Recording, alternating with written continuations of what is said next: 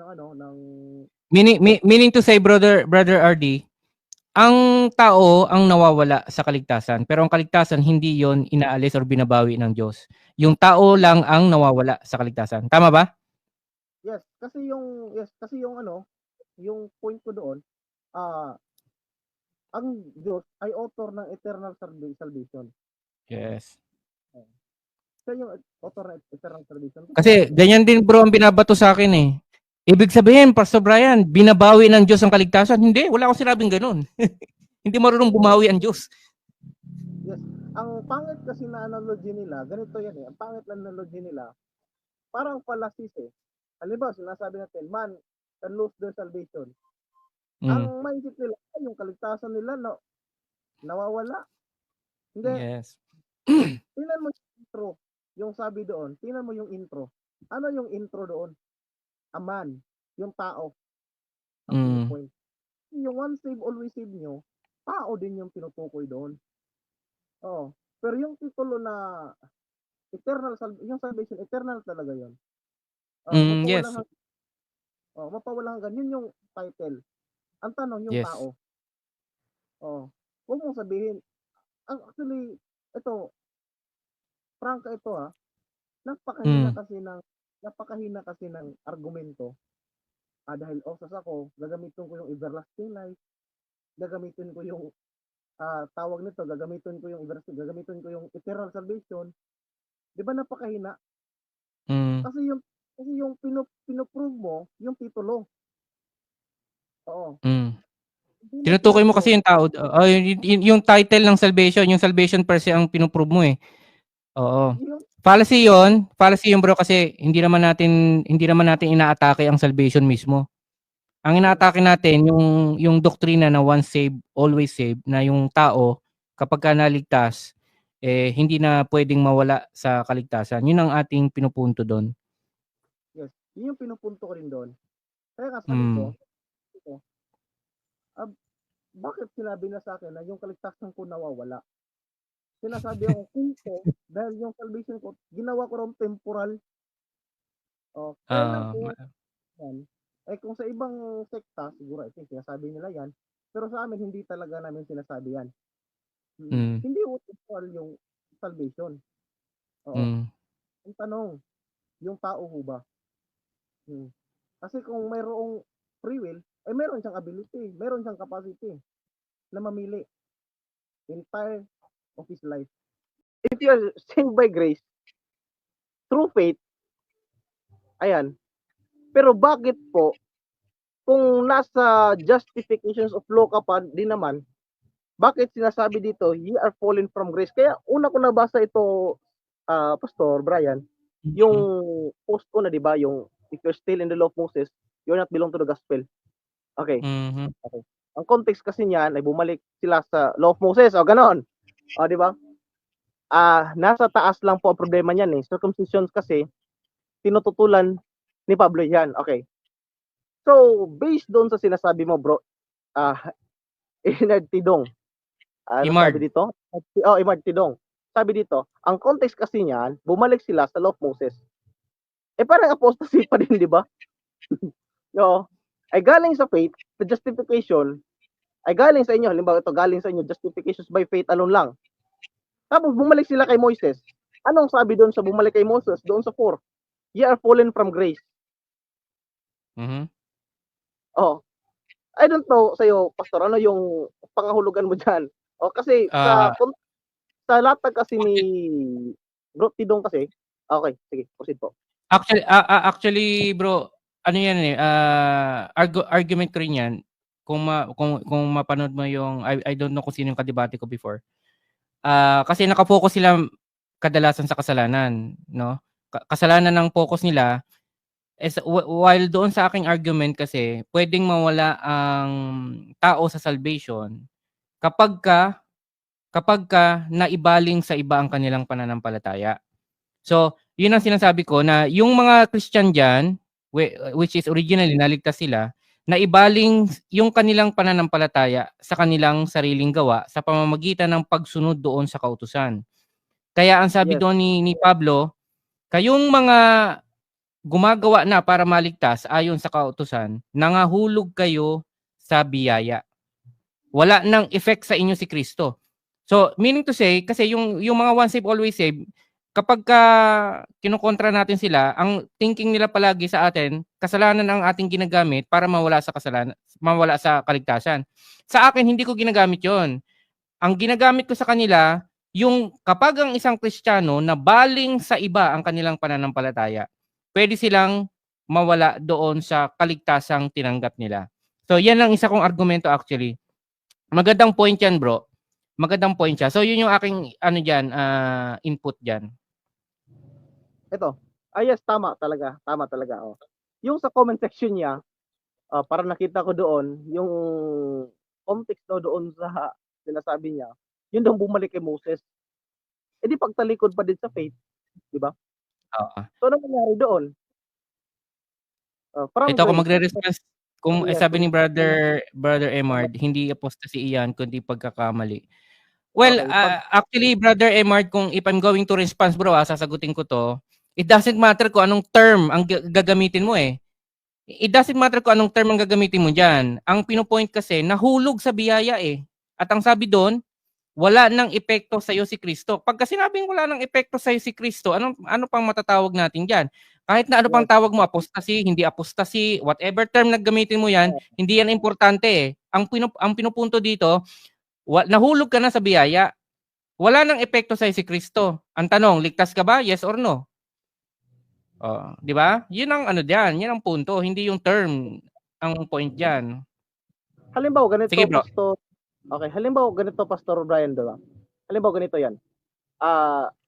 Kung tatanungin natin sila, yun bang fallen away from grace, yun ba ligtas pa rin o hindi? Yung wala na sa biyaya ng Diyos, di ba? Naalala ko bro, naalala ko ang sagot sa akin, ligtas pa rin daw. Oo. Gusto ko lang marinig yung din ni Brother Emard doon sa comment section. Kung yun ba iligtas pa din? Kahit okay, so Brother Emard, may tanong si Brother RD sa'yo. Nasa sa'yo kung sasagutin mo. Yung nahulog ba daw sa biyaya ng Diyos, yun ba ay ligtas pa para sa'yo? Yes or no? So, nasa sa'yo bro kung sasagutin mo yun. Okay. Sige bro. Ganito, yung buong verse talaga yung sinasabi. Kung si Kristo po ay wala ng effect sa iyong buhay, o wala na pong epekto, dahil ikaw ay galing sa biyaya ng Diyos, nahulog. Merong justifications by faith, tapos nagiging justifications ka through law. Parang humantong ka doon. At sabi din doon, you are fallen away, mayroon pang away from grace. Di ba? So, ganito yan eh. Ligtas pa rin ba? Yung walang bisa na kay Kristo, dahil sa kanilang justifications by law, hanggang sinasabi niya doon na ye are, kasi yung sa mga King James, ye yung nakalagay doon, ye are fallen from grace. Ligtas pa rin ho ba? Kahit wala nang bisa kay Kristo ha. Para tapos sumabat siya. Ito, sabi niya, post siya ng link patungkol sa mabigat niyang mga mabigat na raw na mga salita. Niya, yung mga salita niya doon sa pagiging osas niya. Okay, ginamit niya yung Galatians 5:25. Yung if we live in the Spirit, yun na daw yung mga ligtas na. Let us also walk in the Spirit. Halimbawa, yung mga fruit of Spirit, yung doon sa buong chapter 5 ng Galatians. Pero before po ng Galatians 5, tingnan mo natin yung nasa ibabaw, di ba? Ito sa Galatians chapter 5 verse 4, sabi dito, you have fallen away from grace. Ayan.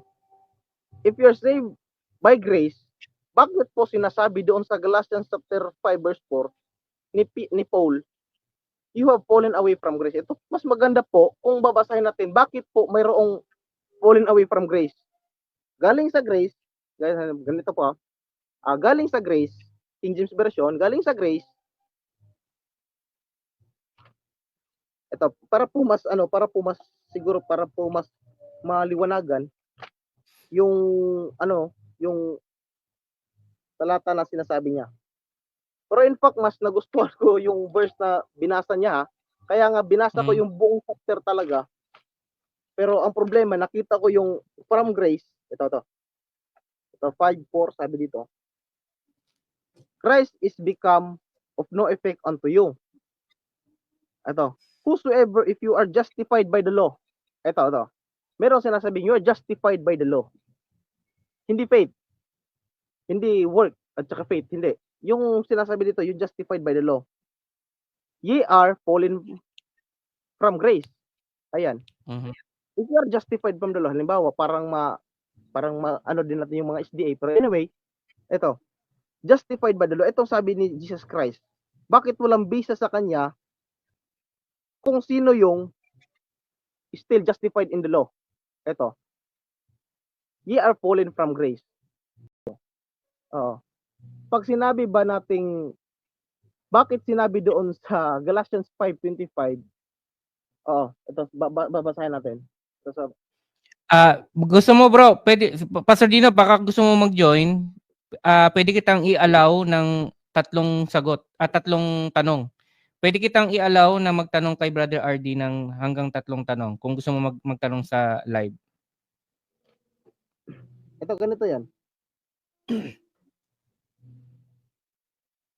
Ito, parang yung point doon sa, kasi yung mayroong seal of Holy Spirit na, may fruit of Spirit na din doon, di ba? Di ba? Lahat, so syempre. ganito. But if you lead of the Spirit, you are not under the law. Ito, sabi dito sa 5:18. Ang tanong po, ang Holy Spirit ay pangakong tatak bagong tipan ni Kristo. Ang tanong, sinong Kristo na ligtas sa Biblia na nawala ng tatak ng Holy Spirit? Saan sa Biblia? Ito po, wala pong pinopoint na tao, but meron po itong figurative na statement patungkol ni Paul doon sa mga taong umalis doon sa hindi po nanatili doon sa fruit of Spirit. Kasi meron lang seal of Holy Spirit ganito yan. Ganito yan. Ano yung mga hindi po gawain ng Spirit? Ito, ganito po. Adultery, witchcraft, idolatry, witchcraft, hatred, variance, emulations, wrath, strife, seditions, and heresies. Ganon. Yun yung mga aspect doon na hindi, yun ay nasa laman pa lang, hindi po sa Spirit. Ito. Kung ikaw po ay siya doon Spirit, meron ka pong fruit of Spirit, ganun po, love, joy, peace, long-suffering, gentleness, good faith, and etc. Ito, sabi dito. Okay po, Pastor Dino. Okay. Mayroong conditional. Mahina daw signal. Mahina daw signal niya, hindi siya makapag-join. Sige lang po, Pastor Dino. Salamat po. Okay, ganito yan. Okay, ganito yan, Pastor. Ganito yan. Mayroong conditional ho na nangyari. If we live in the Spirit, doon pa lang sa term na if we live in the Spirit, let us walk in the Spirit. Let us not be serious of vain, glory, provoking one another, envying one another. So, ganun ho. If we live. Halimbawa, kung if we not live. Yun yung point. Pastor, if we not live. Kasi sabi dito, if we live, kung sa kasalungat naman, lagyan natin if we not live in the Spirit. Ikaw pa bubay ikaw pa rin bubay walk in the Spirit na, di ba? Parang gano'n. Parang yung tao talaga, kung siya ba'y mananampalataya doon sa Espiritu ng Diyos na binibigay doon sa bagong tipan. Merong figurative na mga statement on Brother Dino, also Brother Sidong, sa sinasabi doon. Merong mga sinasabi, if we live in the Spirit. Halimbawa, Pastor, ganito. If, halimbawa, ganito, halimbawa, ganito, parang meron kang ranggo na ibinigay. Parang may silyo ka, halimbawa, ganito. Kapag hindi ka nagpatuloy sa iyong profesyon na pagiging sundalo, ikaw po ba mananatili sa iyong pagiging sundalo, di ba ganon? Ganon din ho sa kasalungat doon sa Galatians 5. Kung ikaw ay mananatili sa Espiritu, parang ganito, you can also walk in the Spirit. Kasi yung salitang if parang parang may condition yun di ba? Kung tingnan mo buong context, parang may condition yung if doon. if we live. Hindi lang mga Kristiyano yung sinasabi niya, pati siya, di ba? Kasi alam ni Paul, meron siyang fruit of spirit, meron siyang silyo doon na Espiritu Santo, ganon. Pero hindi na natin kunin yung yung verse ng Holy Spirit na nasa sayo na. Okay. Malintulad talaga sila sa nanalamin sa tao. Sa chapter 1 kasi ang problema sa Corinthians, nasa chapter 1 kasi may problema sa Corinthian Church. Checking your faith ay nasa Diyos dahil talamak doon ay nag-confess na sa Christian pero patuloy na gumagawa ng kasalanan. Kaya pinipoint doon ni Pablo, syempre hindi naman sila knowing si Pablo. So check the faith kung totoo silang sa Diyos sila. Yan lang muna. I think, Pastor, parang yung explanation mo, yung Korinto na ginagamit mo kanina, parang parang sa'yo yun siya nag-response eh. Pero ganito yan. Tama.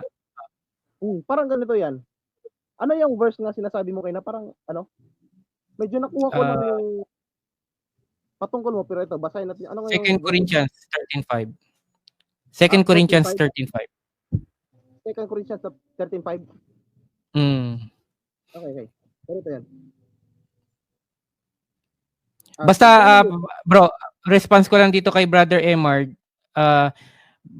Bago ko sumagot, bro. Kasi sa akin niya sagot ko to sa ano niya eh. Basta bro, ang sagot ko sa tanong mo kanina kung ang banal na espiritu ay umaalis sa believer. Ang sagot ko diyan, hindi. Yun ang sagot ko diyan. Believer kasi kinawalify mo eh, believer. So, ang tanong diyan sa 2 Corinthians 13:5, no? Sino ba ang napupunta sa reprobation? Dalawa lang ang pagpipilian mo, yung unbeliever or yung believer. Sino ang napupunta sa reprobation? Yung believer. Yung believer. Kaya nga sinasabi nga diyan, sabi ni Pablo, examine yourself. Sino yung sinasabihan niya? Yung unang mga sumampalataya. And I believe naman na lahat ng kabilang sa church dito, sumampalataya ng una. Lahat sila sumampalataya. But somehow, nagkakaroon sila ng mga factors kung bakit lumilihis sila sa pananampalataya, nawawala yung kanilang pananampalataya. Kaya ang sabi doon, examine yourself. Check nyo muna kung kayo ba ay talagang merong pananampalataya. Not unless kayo ay nag-fail or reprobate ang sabi doon. So ang tanong, sino ba ang napupunta sa reprobation? Dalawa lang naman ang pagpipilian eh. Unbeliever or yung believer. Ngayon, kung ang believer ay mapunta na sa reprobation, wala na siyang Holy Spirit. Okay? Pero sa tanong na ang believer, ang Holy Spirit ba nawawala sa believer? Qualified eh. Believer, nananampalataya pa eh. Paano aalis ang Holy Spirit sa nananampalataya pa? Not unless ang mananampalataya ay mapunta na doon sa mawala na ang kanyang pananampalataya. Ang sabi doon, except linaw eh. Maliban na lang na kayo ay mag-fail sa pag-test ng pananampalataya, wala na kayong pananampalataya o reprobate na kayo, ito yung term ng Bible. Reprobate, wala na ang Panginoong Hesukristo sa inyo.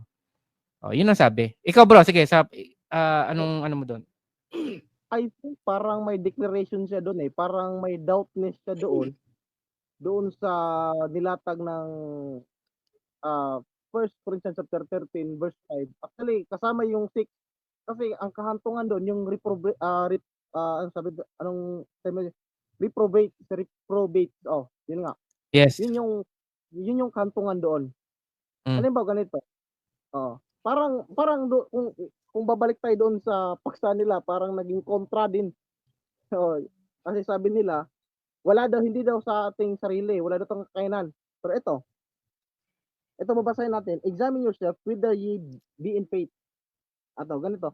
Pero hindi nila alam na kung ito pa talaga ang tinutukoy kasi ng context dito, kung ikaw pa ba ay nasa pananampalataya. Right. Ibig sabihin po, parang sine-check yun. Halimbawa ganito, Brother Ardy, check mo yung pananampalataya mo, kumusta na ba yung pananampalataya mo sa Panginoon? Ibig sabihin, may pananampalataya na. Ayan. Ibig sabihin, yung mga taong Kristiyano na sinasabi nating ligtas na, but not fully experience of fully salvations talaga na parang yung kabuuhan talaga. Pero ganito, examine yourself. Halimbawa ganito, sabi ni Paul, examine yourself. With the ye in faith. O kung ikaw ba ay nasa yung pananampalataya pa ba? Oh, in faith. You are ye in faith. Okay. Intindihin po natin yung mga word na sinasabi doon. Unang-una, hindi po confession yung doon. Yung main point doon ni Paul. Examine yun eh. Examine. Sabi, checking of your faith ay nasa Diyos. Hindi. Ang main point po dito, checking your faith, kung ikaw pa ba ay kung nanatili ba yung faith mo, ye in faith, lagyan Nasa mo po. pananampalataya. Yes. Wala kasing in kasi yung setang in kasi yung in na sinusulat niya. Yes. If you are in the faith. Kung ano po yung nasa Biblia. Yes. Yung nasulat sa Biblia. You are in the faith. Prove your own self. Prove your own self. Know your own self. Alamin mo ang iyong sarili. Ganon, di ba? Ganito, alamin mo yung sarili, Brother Ardy. Kung ikaw pa ba ay kumusta na yung pananampalataya mo? Ano bang pananampalataya mo? Parang hindi ganoon talaga eh. Lagyan niyo po ng in. Lagyan niyo po, wag niyo pong kunan yung anong mga naisulat. Wala po kunan yung anong mga naisulat.